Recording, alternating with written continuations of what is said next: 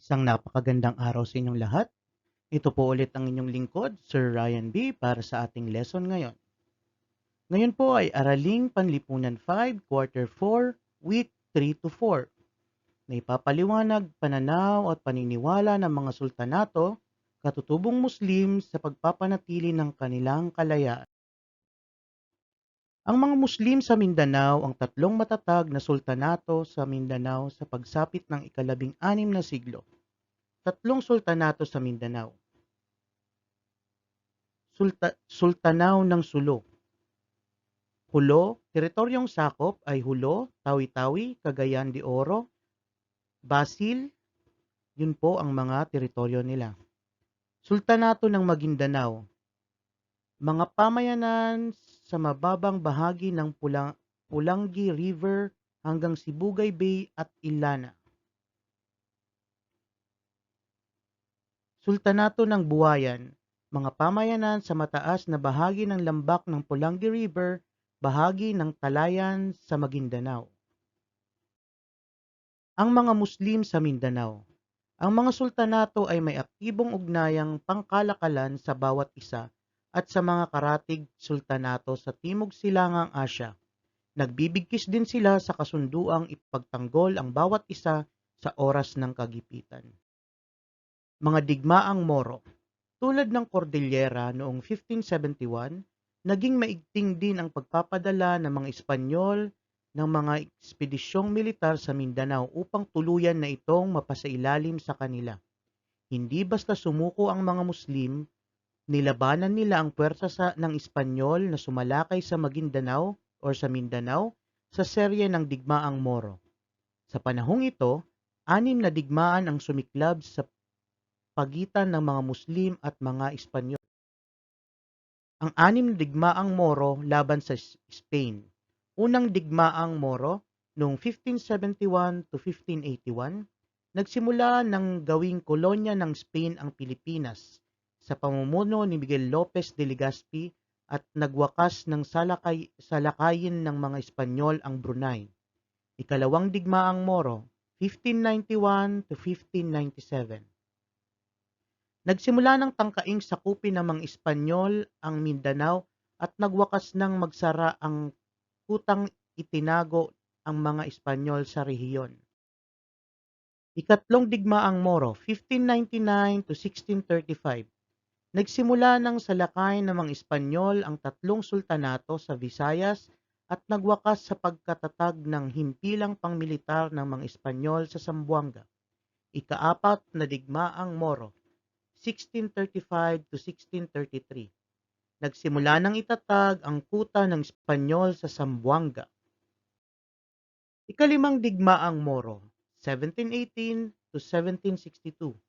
Nagsimula ng muling itatag at buksan ang kuta ng Espanyol sa Zamboanga at nagwakas ng salakayin ng mga British ang Maynila.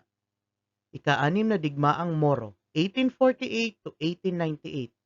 Nagsimula ng magpadala ng ekspedisyong militar ang mga Espanyol sa Sulu at nagwakas ng mapasailalim ng United States ang Pilipinas. Ang pakikipaglaban ni Kudarat. Noong 1637, nakuha ng mga Espanyol ang lamitan na siyang kabisera ng Kudarat. Isang taon ang lumipas, bumalik si Corcuera sa Hulo at napasuko si Kudarat. Subalit kasunod nito ay nagpalakas muli si Kudarat at ipinagpatuloy ang paglaban sa mga Espanyol. Dahil hindi tuluyang magapi si Kudarat, napilitan ng Espanyol na makipagsundo sa Sultan noong 1645. Pansamantalang nagkaroon ng kapayapaan sa pagitan ng mga Espanyol at mga Muslim, subalit taong 1655, pinatay ang sugo ng mga Espanyol dahil pilit na ipinagpatanggap ang Kristyanismo kay Kudarat. Dito na naglunsad ng unang jihad si Kudarat. Hindi sumalakay ang mga Espanyol at sa halip ay isinara ang kuta sa Zamboanga noong 1663. Pansamantalang naging mapayapa ang Mindanao sa panghihimasok ng mga Espanyol at umiral ang kaayusan. Ang sultanato ay sistema ng pamahalaan na batay sa katuruan ng Islam, mahalaga sa mga Muslim na mapanatili ang kalayaan lalo na sa aspekto ng rehiyon.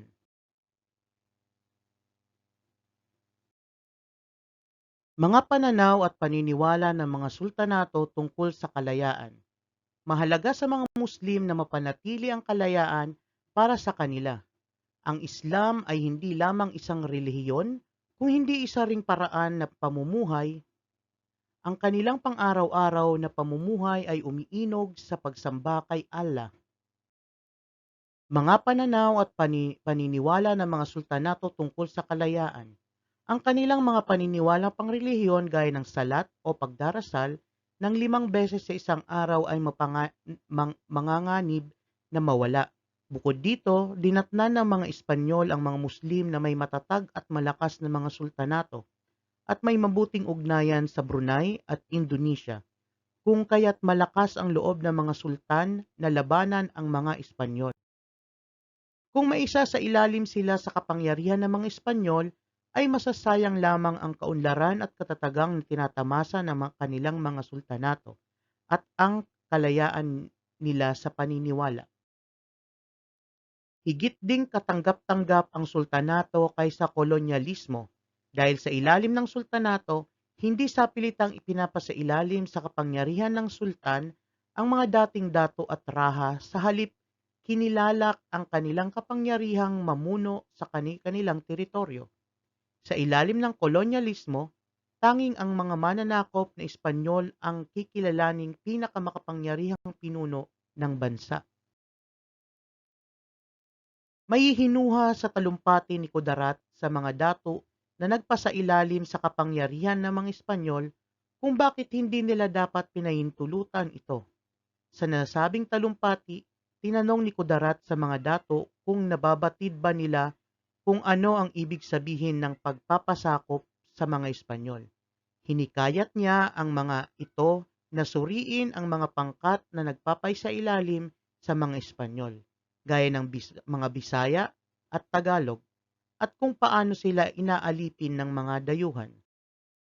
Pinaliwanag niya kung paanong ang kanilang kapalaran ay maitutulad sa mga nasakop na pilit pinagtatrabaho ng walang bayad.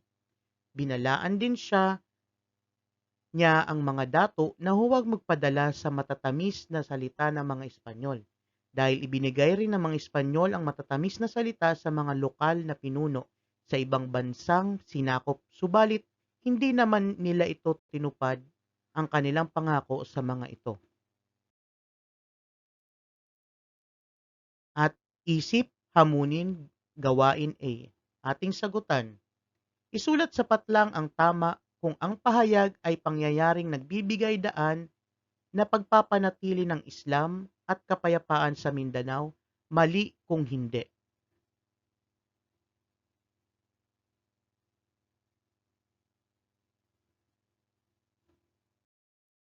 Isip, hamunin, gawain B. Lagyan ng check kung ang pangungusap ay naglalarawan sa mga Muslim ng Mindanao at X naman kung hindi.